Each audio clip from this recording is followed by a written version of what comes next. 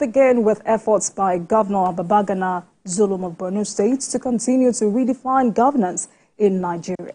As part of plans to alleviate the sufferings of residents of the state due to the current economic hardship in the country, Governor Zulum has unveiled a fleet of electric vehicles to ease movement of people at a subsidized rate. These low-cost energy cars provide cheap transportation for residents, most of whom are recovering from the destruction caused by the decade-long Boko Haram insurgency. Let's share this story by TVC News' Jessica Fida with you. I will be right back.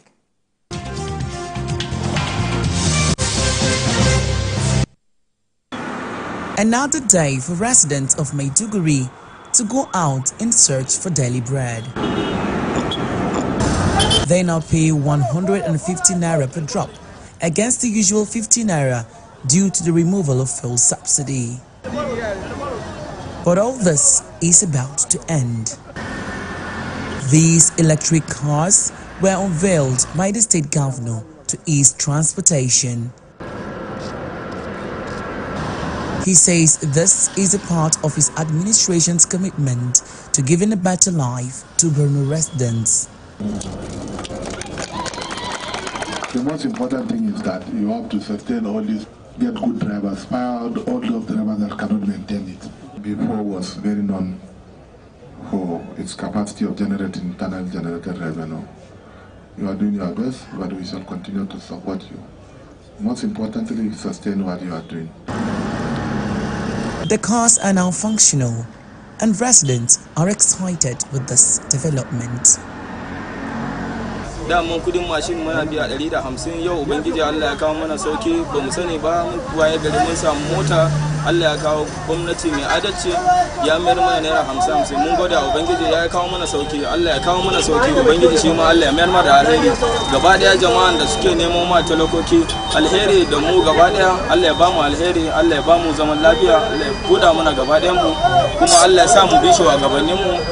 We are very grateful to our governor Professor Babagana Zulum for his effort, because I'm living in Polo, that is Polo High Court. But to my surprise, when I'm about to go to school, then they are even calling me that the motto is 50 naira, which of sometime in the morning when I'm going to work, I used to pay 200, 300 naira to my destination. But to my surprise today, I pay 50 naira. And now I'm returning from my work now, going to Polo again, and I'm paying 50 naira. What I will tell our Oga, that is Professor Babagana Zulum, we are very grateful because of his effort. More effort, more elbow to his work. Ya ba abin da za mu ce sai mun gode. Saboda mun ga canji kuma mun ga sauki. Da muna biyan kudin mashin a kusan 150. Kullum akalla mu je drop daya ma muna biyan 300. To bari ma akalla kamar mu student mu za mu ce ma kamar mu akai wani abu. Kuma ba abin da za mu ce illa mun gode.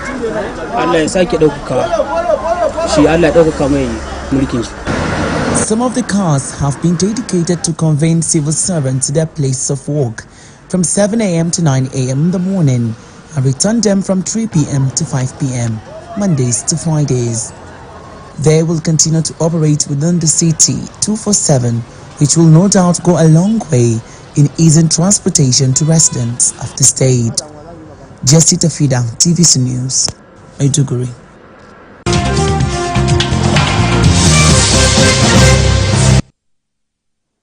Gentlemen, talk about an intentional governor. Mikhail. Yes, and we'll never be tired of reminding our governors that there's a lot they can do to ease the pains on our people, especially at this time when they are earning a lot more than they used to earn. There were months when the distributable revenue from FAC was just about 400 billion. Today, what they share is in excess of 1 trillion. That's tremendous. That's huge. That's a lot of money. And no doubt that is a difference maker, especially for governors who want to do a lot for their people. So, just listen to those people who are interviewed, to listen to them. And that is why to hear from the horse's mouth is better than anything that you can think of.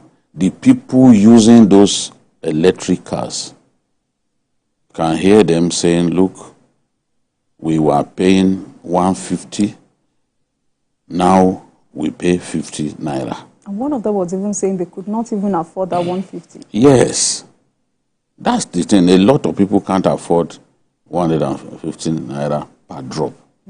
Because that means that on their way back home, they will still pay another 150. You know, that's 300 naira gone. Disposable incomes are shrinking because of food inflation especially. But it's not food alone that people spend their resources on. Transportation is one of the key drivers of inflation even in our country. So what Governor Zulum has done is what I expect his colleagues to do. This governor keeps setting the pace. Sometimes you ask yourself, if you were a governor in another state, maybe in an oil-producing state, for example, what will he do? Because Borno State has had to face years and years of relentless Boko Haram insurgency. Many of the local governments, people can't live in them, in most parts of the local governments. But you can see a governor determined to ease the pains of his people. Look at the woman who said that she lives in Jidari Polo and that in the past she used to pay 200 naira per drop. But she was surprised that she had to pay 50 naira.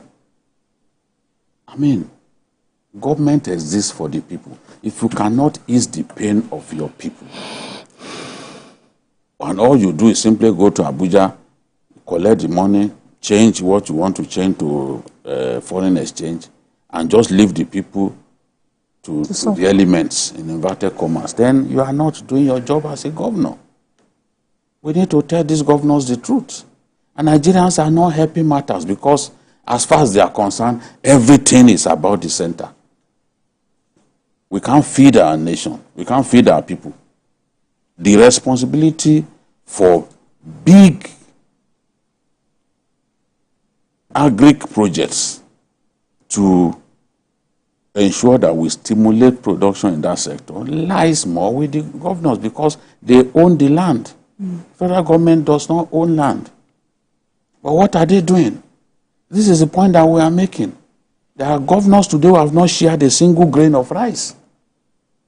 We know them. They've not shared a single, and they got money to do it. It was announced, I know that they got 2 billion each. When it was released, it was announced. Yet some of them just dance around, just let people see me. We do not even see what they do. What are the civil societies doing? If they can't challenge governors to do their work. Some of them don't even sit down in their states to work. They're always in Abuja. They are distracted by all kinds of things. And before you know it, 4 years is gone. What would you point at? If you are not inventive, you can't think of things that you can do to ease the pain of your people. If Borno can do it, other states can do it. This story is about electric cars alone. But there are even CNG-fired vehicles that the reporter didn't talk about. And those CNG-fired vehicles are moving around in Borno State. And it's cheaper. So these are the things. But Zulum has shown that it's not about simply distributing rice. There are other interventions that they are making. Today, in terms of primary health care, Borno State is #1 in our country. They even won the World Health Prize. This is not something, this is what I witnessed. I saw the primary health centers built within 100 days. His first 100 days of his second term, primary health centers were ready, complete with all of what the people need inside those wards. And the vice president, Kashim Shettima, was asking him, are you saying you completed all this in 100 days? 100 days. And he said, yes. The beds were ready, everything, in 100 days. So it's indeed not rocket science. It's not. It's about commitment, focus. This governor hardly sleeps, is thinking of what can I do for this. You see him moving around even in the night at the risk of his life in a state that is extremely dangerous. I mean, if you're a leader, you are a leader. I mean, I believe that governors like Umar Zulum come once in a while. He is the first governor to win the Zik Prize during his first term. That record is there because people can see. The people who award the Zik Prize can see the difference that he has made within so short a time. So during his first term, he won the prize. No governor ever won the Zik Prize during their first term. That's to tell you that he's truly special, and his appetite for work has not diminished. People say a second time they don't work, they just go to park money. Not this one. And we'll continue to pray for him. And his work can speak for him. Yes. Emeka? Yeah, I'm quite happy that, of course, there's a governor who is taking advantage of existing policies, existing opportunities. You know, for some years, there was this clamor for the review of the National Automotive Industrial Development Plan, NAIDP. You know, people were pushing for it. That was to enable the local production of vehicles. Interestingly, that was one of the achievements of the Buhari administration. It was passed in 2023. You know, it was reviewed in 2023, and it said, you know, that the local production of vehicles, that to try as much as possible to ensure local sourcing of materials up to 40%. So now that Governor Zulum has taken the lead, other governors should join it. The production of electric vehicles is very expensive. It's only China that has really been able to break that barrier, you know, in terms of cost. And that's why even in the US now, production of electric vehicles is quite expensive. It's not a lucrative business. But electric vehicles produced in China are much cheaper, and they are taking over the global market. So there are two options. If electric vehicles are quite expensive to produce, or, you know, like there are people, you know, converting the current gasoline-fired vehicles to electric vehicles, but it's complex, it's complicated. So, but it's easier and cheaper to convert to CNG. So, but the thing is that we have gas. Nigeria has gas. So, if it is the CNG, you know, nothing stops governors from, you know, investing in this thing, because look at the Electricity Act. It has been amended and gives opportunities to states, so many boundless opportunities. The law cannot state everything in black and white. It can only just state, you know, this is available for you to do. This is available for you to do. This is available for you to do. Now, the electricity have been removed from the exclusive legislative list to the concurrent list. So, what are governors doing with it? Or you just seen them, you just pass enabling electricity laws, saying, okay, they will invest in generation, they will invest in distribution. But beyond that, there are other value chains that they can create, like electric vehicles. You know, if it's too expensive, the point is some of this money, the money that the funds that are being looted can actually be put into these things. Those are such social welfare schemes that can really touch the people, not just sharing money, sharing food. Because these things will generate employment. The NAIDP, one focal point is that it will create 1 million jobs. And you know what 1 million jobs in Nigeria is? Each employed person is believed to have 5 dependents. So that's 5 million people, you know, being catered for. And you know what that means in Nigeria. So I commend Governor Zulum for, you know, taking up the initiative. And I also think the private sector should key into it. Because honestly, by 2035, it's believed that gasoline-powered vehicles. Now Europe says by 2035, which is just about 11 years away, they will no longer, produce gasoline-powered vehicles. So that means the ones they have will be pushed away to Africa. Now, what are we going to do for ourselves? We should leapfrog into the future. We should not wait until those things happen, and it will help us reduce our import dependence. Absolutely. And make things better. I mean, it's also important that, for all we said, it's important that state governors take a cue from this and doing what they can, all they can in mitigating. And the private sector too, they should partner the private sector. Because the private sector is set up to make profit.